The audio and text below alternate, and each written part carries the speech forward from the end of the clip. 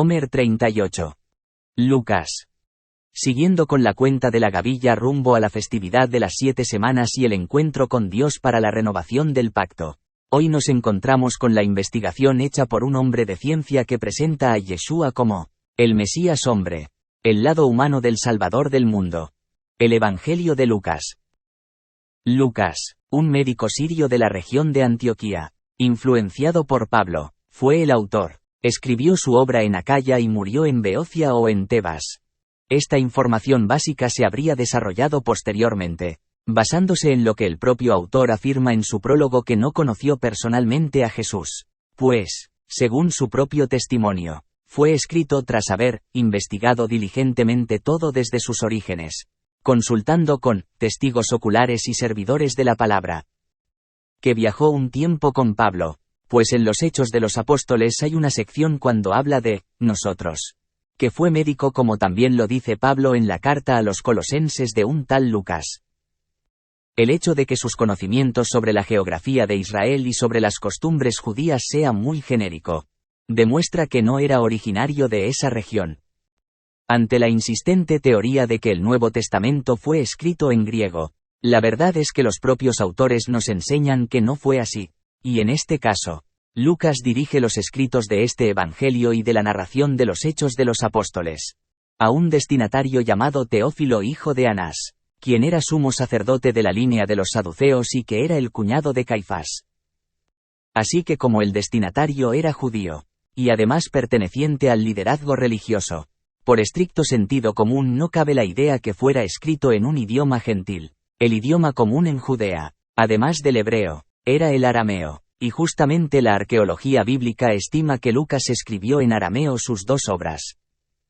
El Evangelio de Lucas aporta noticias que no aparecen en los demás evangelios, como por ejemplo acerca de los primeros años de la vida de Jesús. También contiene bastantes detalles sobre la predicación de Jesús en las regiones de Galilea, Samaria, Judea y Perea. Por otra parte, contiene una versión reducida del llamado Sermón del Monte, conocida como Sermón de las Bienaventuranzas. También son propias de este evangelio un conjunto de parábolas: la del buen samaritano, la de la moneda perdida, la del hijo pródigo, la de Lázaro y el rico, la parábola del juez inicuo y la viuda importuna, y la del fariseo y el publicano. Su relato de las apariciones de Jesús tras la resurrección es particularmente detallado. En particular la aparición ante los caminantes de Emaús. Si tuviéramos que titular este evangelio por su contenido, lo titularíamos así: Yeshua, Jesús, sus emociones y sus decisiones. El evangelio de Lucas se divide en 3 partes básicas. 1. Capítulos 1 al 4. Nacimiento de Yeshua, Jesús. Nos narra el nacimiento e infancia de Yeshua. Y añade aspectos que ningún otro evangelio menciona. Hace comentarios del contexto histórico de la vida de Yeshua. Se cree que ya que él hizo una investigación, quien le dio la información de estos capítulos por ser tan personales fue María. Miriam, su nombre en hebreo, la madre de Yeshua. 2. Capítulos 5 al 19. Ministerio de Yeshua, Jesús. 3. Capítulos 20 al 24. Muerte y resurrección de Yeshua, Jesús. Enfoque de Lucas acerca de la vida de Yeshua. 1. Yeshua. Cumplimiento de lo escrito por Moisés y los profetas. Capítulo 24-25 al 27. Entonces él les dijo: oh insensatos, y tardos de corazón para creer todo lo que los profetas han dicho. ¿No era necesario que el Cristo padeciera estas cosas, y que entrara en su gloria? Y comenzando desde Moisés, y siguiendo por todos los profetas, les declaraba en todas las escrituras lo que de él decían. ¿Has sido tardo para creer todo lo que los profetas han dicho acerca de Yeshua? Juan 5:46. Porque si creyeseis a Moisés, me creeríais a mí, porque de mí escribió él. Juan 5:47.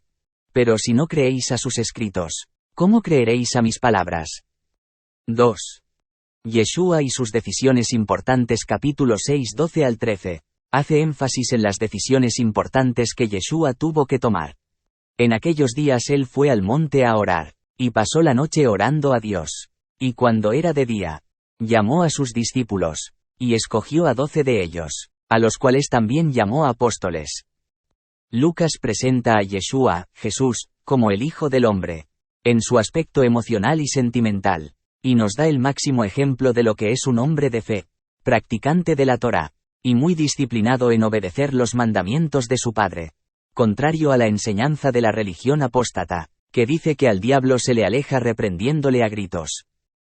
El Evangelio de Lucas nos muestra el ejemplo que nos da el mismo Jesús, reprendiendo al diablo únicamente citando la ley de Dios.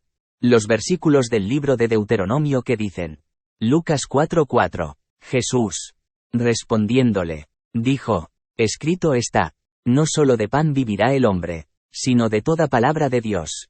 Jesús cita la ley en Deuteronomio 8:3. Lucas 4:8. Respondiendo Jesús, le dijo, vete de mí, Satanás, porque escrito está, al Señor tu Dios adorarás, y a Él solo servirás. Jesús cita la ley en Deuteronomio 6:13. Lucas 4:12. Respondiendo Jesús, le dijo, dicho está, no tentarás al Señor tu Dios. Jesús cita la ley en Deuteronomio 6:16.